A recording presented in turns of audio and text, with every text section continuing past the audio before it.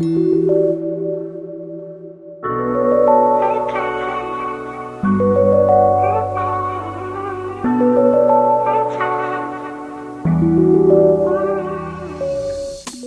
à toutes, bonjour à tous, je m'appelle Kyle, je suis le cofondateur de Kyle Invest et bienvenue sur cette vidéo où nous allons parler des cycles économiques. Plus besoin de rappel, vous savez déjà que l'investissement est une compétence qui vous donnera une avance kilométrique, peu importe la compétence que vous souhaitez développer. Pour les personnes qui me rencontrent à travers cette vidéo et qui ne savent pas du tout de quoi je parle, je vous invite à faire vos devoirs et cliquer sur la vidéo qui est juste ici.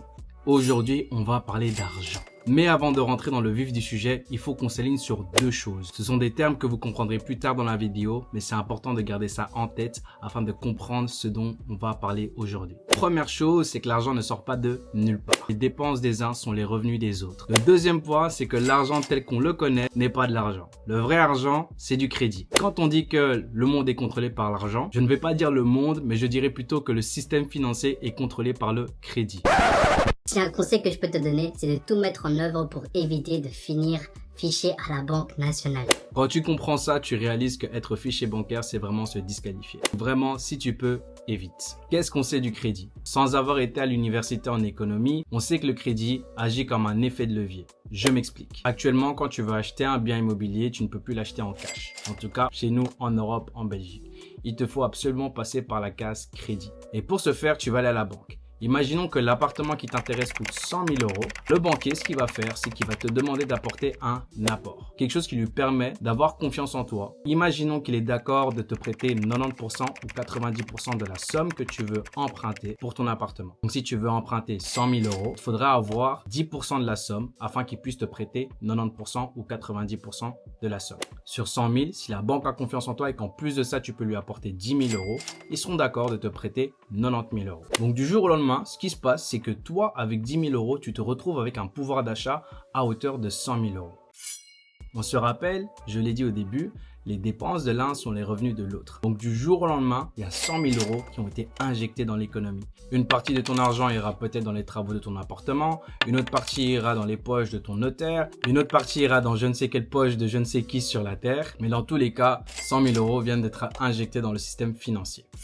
Accroche-toi, il est possible que tu aies à regarder plusieurs fois cette vidéo. Ce n'est pas grave si tu ne comprends pas tout d'un coup. N'hésite pas à prendre des notes, n'hésite pas à revoir cette vidéo plusieurs fois parce qu'au plus tu vas la regarder, au plus tu comprendras de quoi je parle.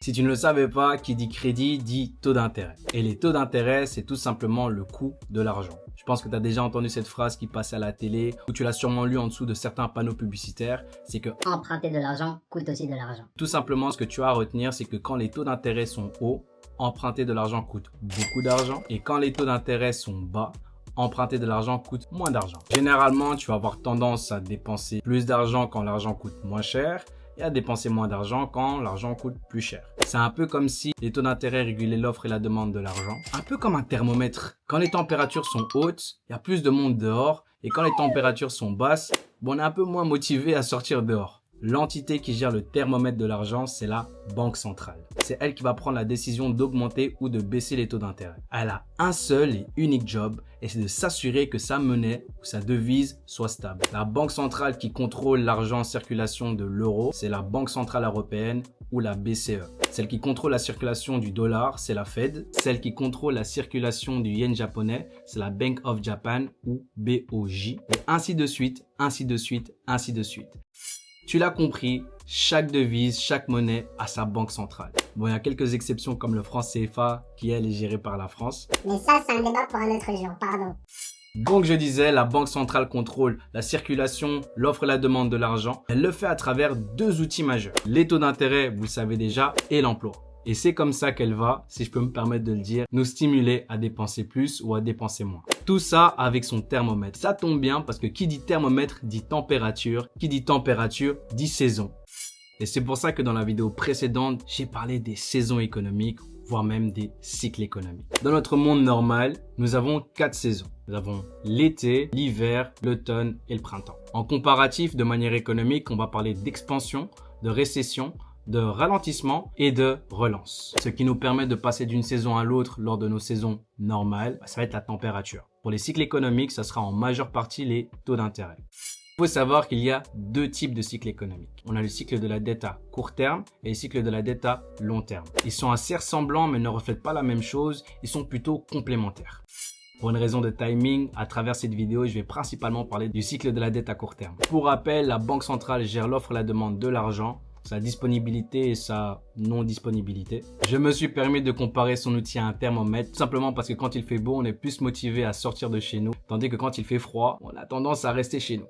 Le rapport avec le cycle économique, c'est que tout simplement quand les taux sont bas, on aura plus tendance à sortir de l'argent, dépenser de l'argent. Et quand les taux sont hauts, on aura moins tendance à sortir de l'argent et donc dépenser de l'argent. Un exemple que vous connaissez tous, quand les taux d'intérêt sont bas, on aura tendance à être plus motivé à acheter un bien immobilier. Et pour les personnes qui utilisent des crédits à la consommation, quelque chose que je ne conseille pas, vous aurez tendance à plus dépenser du crédit, vous aurez tendance également à plus vous endetter. Quand les taux sont hauts, vous verrez que vous serez moins motivé à acheter un bien immobilier. Et pour les personnes qui ont des crédits à la consommation, vous verrez également que vous aurez tendance à moins dépenser, donc moins vous endetter. L'argent coûte plus cher. J'espère vraiment ne pas vous avoir perdu. En tout cas, restez accrochés. Vous allez très vite comprendre où est-ce qu'on va. Les taux qui sont bas, on a tendance à plus s'endetter. Les taux qui sont hauts, on a tendance à moins s'endetter, voire même à moins dépenser. C'est comme si la Banque centrale contrôlait un peu notre motivation et de manière intrinsèque notre désir à dépenser au nom de l'argent. Si vous l'avez compris, ça tombe bien parce que ce qui régit le mouvement du cycle de la dette à court terme, c'est une émotion. Je dirais même un sentiment et ce sentiment, on le connaît tous. Ce cycle dure 7 à 8 ans et ce sentiment s'appelle la volonté. Par définition, le cycle de la dette à court terme dépend de la volonté des prêteurs et des emprunteurs à emprunter ou prêter de l'argent. Et cette volonté est augmentée ou diminuée par la Banque centrale qui augmente ou diminue les taux d'intérêt. Pour m'assurer que je t'ai pas perdu en cours de chemin, on fait un rappel rapide. L'argent, c'est du crédit. Qui dit crédit, dit taux d'intérêt. Si les taux sont élevés, tu vas moins dépenser. Si les taux sont bas, tu vas plus dépenser. Pourquoi? Parce qu'emprunter de l'argent coûte de l'argent. Qui gère les taux? La Banque centrale. On est ensemble? Let's go.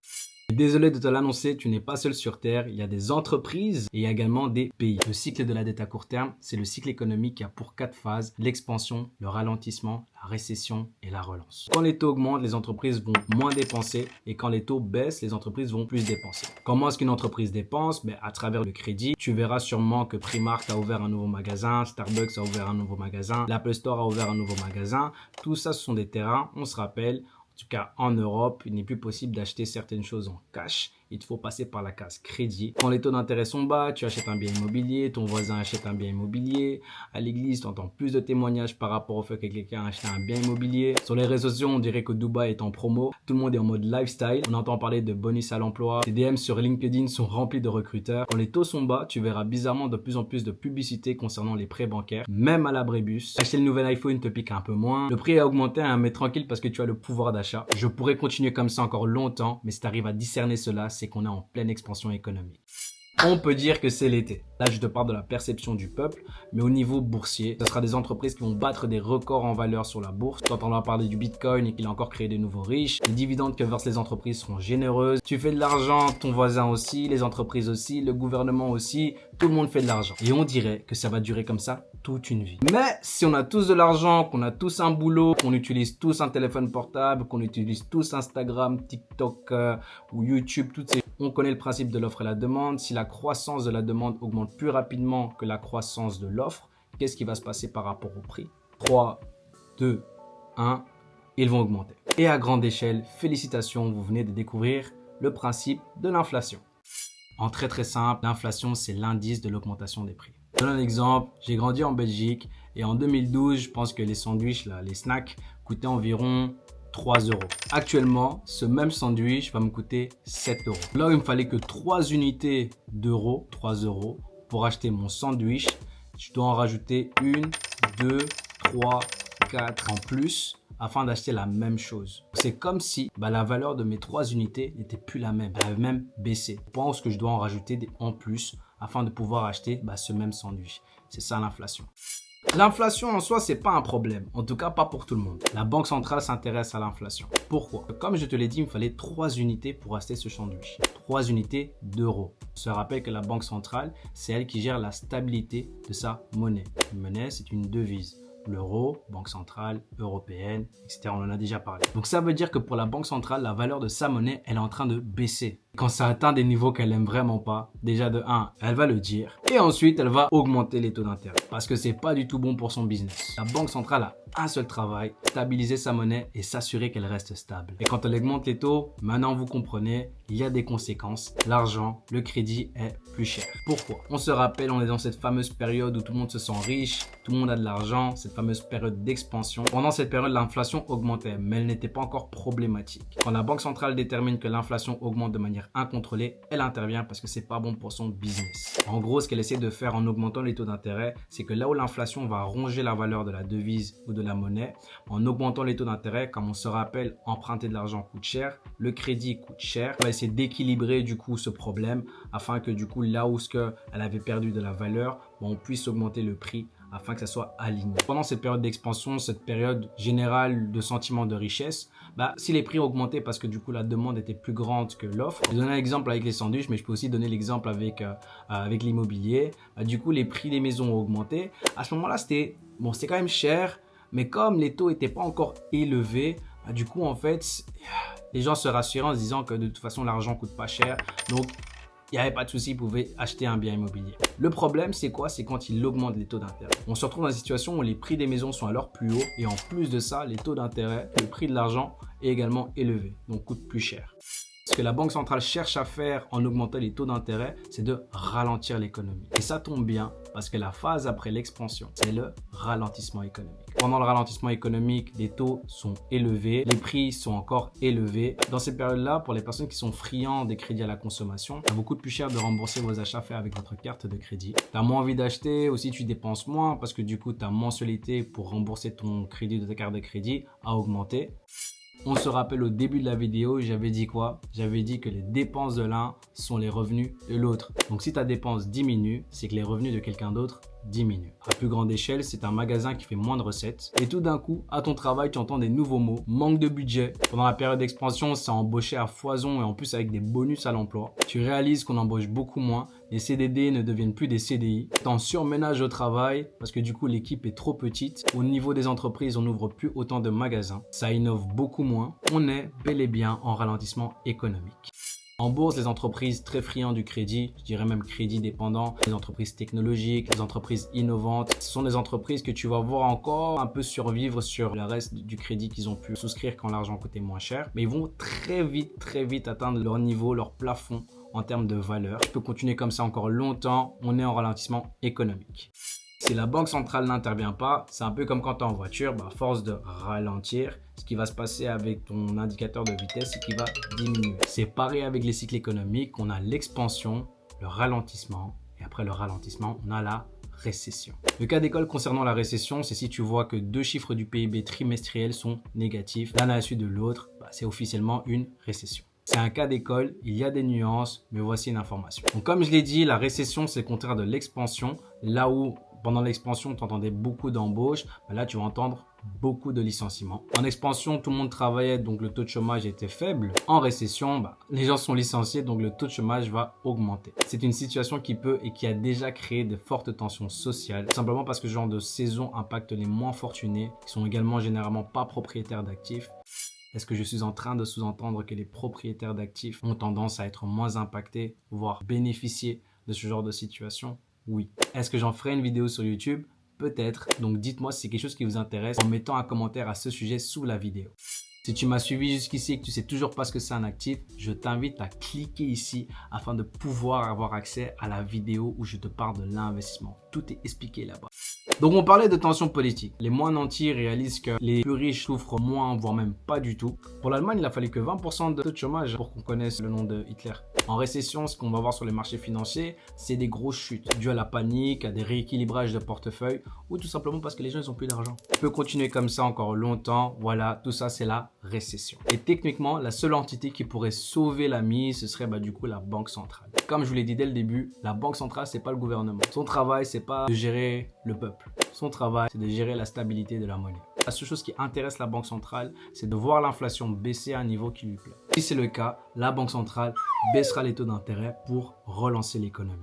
Comme avec un moteur diesel, l'économie va redémarrer au fur et à mesure que la confiance des consommateurs revienne. En plus, pendant cette période, c'est vraiment discount 2 fois pour l'immobilier. Parce que la situation économique compliquée était encore là. Les gens, ils ont vendu leurs actifs. Le prix était au plus haut au niveau de l'expansion. Et c'est soit de rééquilibrer, voire même devenu moins cher. Et en plus de ça, les taux d'intérêt sont bas. Le prix de l'immobilier est bas et emprunter de l'argent coûte moins d'argent. Donc c'est vraiment une aubaine pour les personnes qui veulent investir. Généralement, dans cette période-là, la majeure partie des personnes n'ont plus d'argent. Les seules personnes qui ont des sous, c'est les personnes qui sont propriétaires d'actifs, qui ont pu discerner les cycles économiques, faire des sous pendant la récession, parce que oui, il est possible de faire des sous pendant la récession, et acheter à bas prix ce qui a été vendu lors de la saison passée.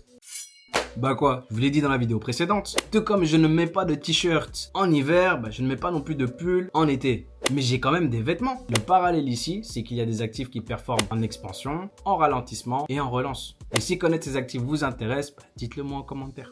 Donc, nous sommes en relance, la récession était extrême, les dépenses ont diminué drastiquement, l'inflation n'est plus un problème, jackpot pour la banque centrale, qu'est-ce qu'il lui reste à faire? C'est donc de baisser les taux d'intérêt. L'argent devient moins cher. Et après, on retourne en expansion et le cycle continue. En expansion, le crédit est disponible. En ralentissement ou en déflation, on augmente les taux d'intérêt. En récession, le crédit n'est pas disponible. En relance, on baisse les taux d'intérêt. Et on repart.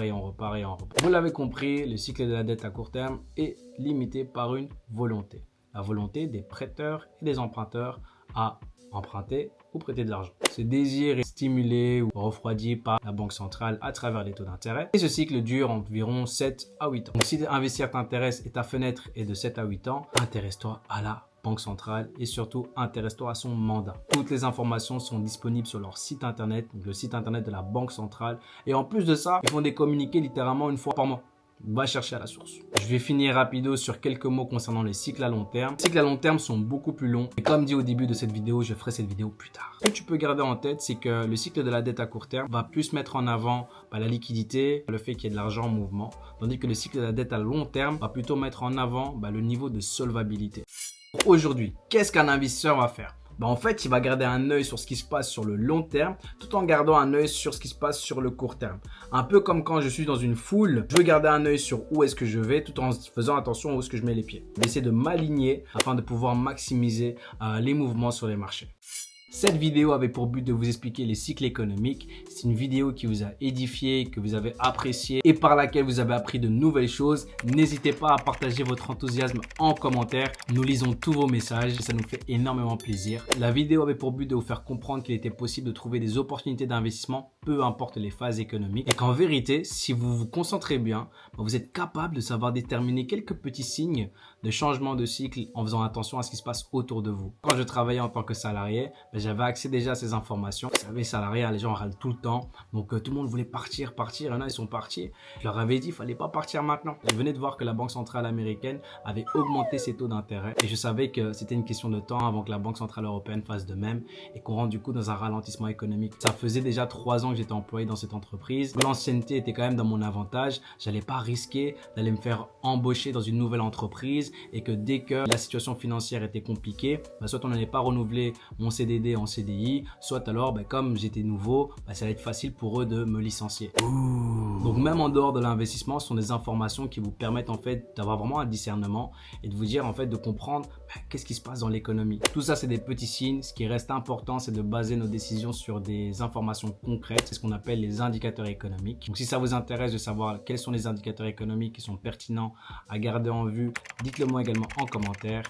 En gros, si comme les fils d'Issachar, vous savez décerner les cycles économiques et que vous avez compris à travers cette vidéo que tout simplement, en expansion, sont les actifs qui profitent de la disponibilité du crédit. Qu'en récession et en ralentissement, ces mêmes actifs vont moins bien performer parce que le crédit est moins disponible. Dans ces périodes, ce sont généralement les actifs de protection, celles qui rassurent, qui vont généralement mieux performer. En relance, les prix des actifs qui étaient à leur point culminant lors de l'expansion seront beaucoup moins chers dans cette période parce que la crise est encore pas bien loin, les gens sont encore un peu traumatisés. Donc les prix de ces actifs sont bien bas. Vous savez qu'on ne passe pas de l'été à l'hiver directement, on passe d'office par l'automne. Avec cette idée en tête, vous êtes en train d'acheter lors de la relance des actifs qui pourraient potentiellement bien performer en expansion. Vous êtes littéralement en train de prendre de l'avance afin de profiter de la hausse potentielle. On repart. Et ces petits mouvements, c'est ce qui vont alimenter le cycle de la dette à long terme. Un grand merci d'avoir regardé cette vidéo. J'espère que ça a pu aider une personne. Si vous avez des questions, n'hésitez pas à les mettre en commentaire. Si vous avez des sujets que vous voulez que Alex et moi-même puissions éclairer, n'hésitez pas à le mettre en commentaire également. N'hésitez pas à liker la vidéo, à la partager à quelqu'un que vous souhaitez édifier, à vous abonner à la page et activer la petite cloche quelque part, je ne sais où, afin d'être notifié quand les prochaines vidéos sortiront. En tout cas, un grand merci. Demeurez abondamment bénis. Ciao, ciao!